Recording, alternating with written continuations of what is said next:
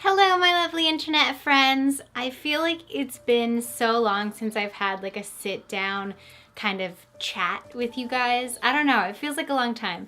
So today I'm going to be doing a Q&A because it's been a while since I've done a Q&A. I think my last Q&A was in like December and it's August right now. So I'm going to gather up some of your questions from Instagram. I'm going to be keeping all the questions anonymous, just in case some people didn't want their names out there. Yeah, if you want to check out the last Q&A I did with my sister, then I'll just link that up above. Before I get started on this video, I wanted to say if you're new to my channel, welcome. My name is Marybelle, and if you want to join my Slitherbelle army here on YouTube, you don't have to be a Slytherin. I am, but you can be any other house. You can also be a Muggle. I don't care. I don't discriminate. Just hit the subscribe button below and you can be a part of my magical family here on YouTube. So just sit back and chill while I answer some of your questions. If you could go back in time and give any advice to your teenage self, what would you say? I feel like I would have a lot to say to my teenage self, honestly. One thing I would tell myself is just don't be afraid. I've gotten a lot better with that, but as a teen, I was definitely afraid to speak my mind. And I was always afraid that people wouldn't like me. And don't be afraid to be yourself.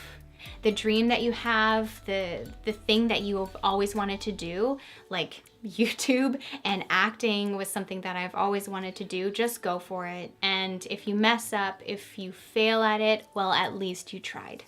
Which Harry Potter character do you think would be the most boring in real life? Ooh, boring in real life. Even though it's hard to say really because I feel like all the characters in Harry Potter are pretty dynamic, but I love the actor who plays Percy, but Percy himself, I feel like in regular life, in real life, wouldn't be the most interesting character. I feel like he'd be probably the most boring character out of all the ones, at least off the top of my head. I would probably pick Percy. What about you guys? How did you get into film school, and is there such thing as not talented enough? So the film school that I went into, I didn't have to audition for the program. So what I did was I took an acting program in that school for beginners, all the basic stuff for film and TV. And if you took that course, you didn't have to audition for the full program that they had, that they offered. The thing is that if you failed that program, then you couldn't get into the full acting program afterwards, the more advanced one.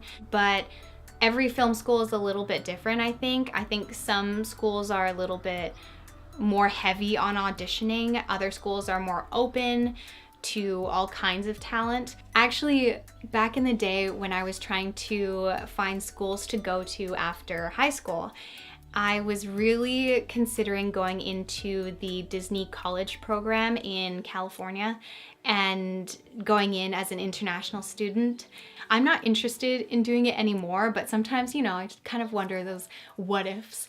And yeah, back in the day, I was really wanting to work for Disney and the Disney parks and being a performer in one of the parks. As for the second question, which is there such thing as not talented enough? So that particular part of the question is very tough because you know when someone is talented, but talent can also be subjective in a way because, I mean, I'll give an example. I think Alicia Vikander is extremely talented, but there may be someone out there who doesn't think she's that great. Some people do have that kind of spark, that special something in their acting that other people just don't.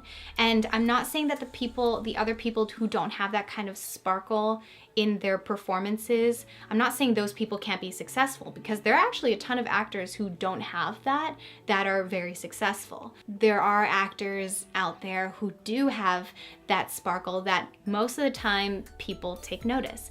But I have also seen actors who have that kind of sparkle, that's something that you just can't put your finger on, who are struggling. And that's just the reality of the industry. It's sad, it's hard. I don't always like it, I have to say. I have a really big love-hate relationship with the film industry, and a lot of the times it has a lot to do with how you look, unfortunately. or your connections. That's kind of a harsh truth there, but if you love it, then you love it and just keep doing it. Because I mean, the day that I stop liking storytelling is the day that I just won't act anymore. What pet would you bring to Hogwarts and why?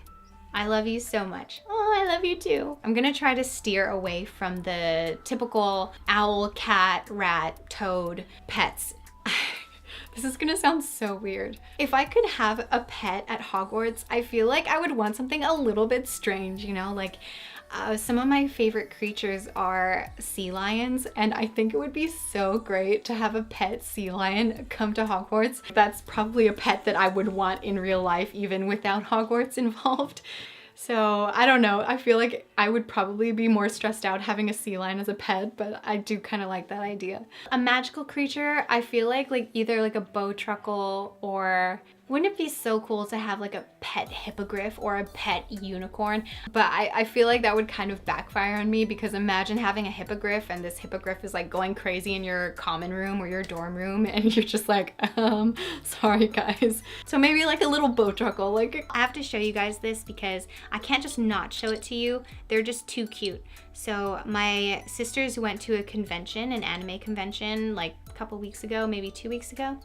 And they got me, well, my older sister got me some pins. And they're these little Harry Potter anime type pins. Here's a little Harry pin. And then over here we have Hermione. Hermione's probably my favorite one. Isn't she so cute? Actually, you know what? Maybe Ron's my favorite.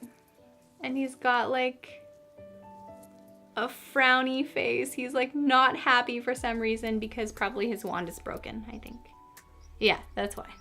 I love them all, but yeah. I just had to show you guys these because they're just too cute.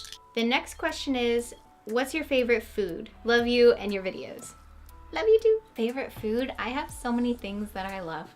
I feel like I've said this before in a video or something, maybe a stream. I don't know. I've said this before, but I could eat mashed potatoes for days and days and days and days and days.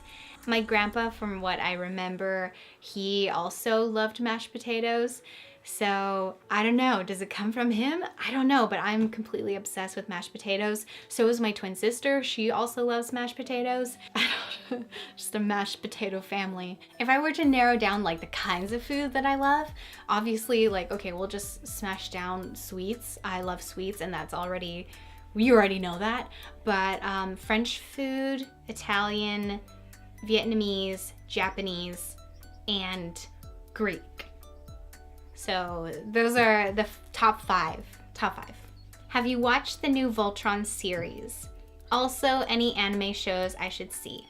So I have heard a few things about the Voltron series, but I don't know much about it. Let me know if you guys have seen it and if you think I should watch it. As for what anime shows to watch, I'm honestly not up to date with any of the new stuff anymore. I haven't watched anime in like a couple of months now. I go through these like bouts of watching a bunch of anime and then just stopping and not watching anime for a long time. And I think right now it's just it's that phase of not watching anime for a while. But I'll probably get back into anime at some point. I always do. The shows that I watched more recently when I was watching anime last was, I really love The Devil's a Part-Timer. That show just cracks me up every time. Orange, which I've spoken about before, is a great one. The one anime that I didn't finish but I thought was really good was Tokyo Ghoul. I've heard some people not like that one, but I actually thought it was really cool. I don't know, but I didn't finish that one, but I thought it was really good from the stuff that I've seen. Definitely my sister and my sister's channel is where you should go if you're going to watch some anime stuff or want some ideas on anime stuff that you should watch. Shameless plug of my sister's YouTube channel. I'll just link her channel down below for you guys if you're interested in finding out anime stuff. I'll briefly just talk about movies though. The last movie I watched, which was on Netflix, it starred Lily James and the guy who plays Dario in Game of Thrones. The title is a bit of a mouthful. It's called The Guernsey Literary and Potato Peel Pie Society, and I believe it's a book as well. I really liked it. If you like historical dramas and romance, then you'll definitely like this.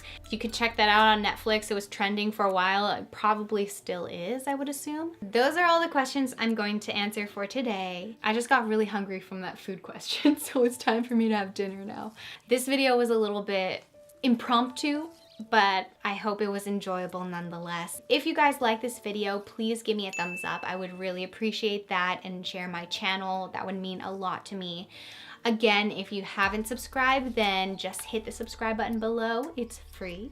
And if you guys have more questions for me, you can comment below, ask me whatever you'd like to, and I'll try to get more questions in on another Q&A. And if you have any video suggestions, then I'm completely open to them. I hope you guys are having an amazing day, and I will see you in my next video next week. Much love, guys. Bye.